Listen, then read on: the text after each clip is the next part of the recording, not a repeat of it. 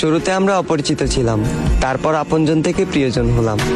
ওই দিনটা অনেক সুন্দর ছিল, যেদিন তোমার সাথে আমার প্রথম দেখা হয়েছিল। তুমি জানো না, যেদিন তুমি আমায় প্রথম স্পর্শ করলে, ভূমিকম্প ছাড়াই আমার হৃদয় কেঁপে উঠেছিল। তবে আজ আবারও আমরা অপরিচিত। আজ তোমার মস্তিষ্কে বিরাজ করে তৃতীয় ব্যক্তি। তুমি ভুলে গেলে আমায়, ভুলে গেলে আমার ভালোবাসা, হারিয়ে ফেললে অতীতের সকল স্মৃতিশক্তি। আমার হাজারটা স্বপ্ন ছিল শুধুমাত্র তোমাকে ঘিরে, ইচ্ছে ছিল স্বপ্নগুলো পূরণ করব তোমার হাত ধরে। তবে সেই স্বপ্নগুলো আজ রাত জাগা ঘুমের মতোই মাটি।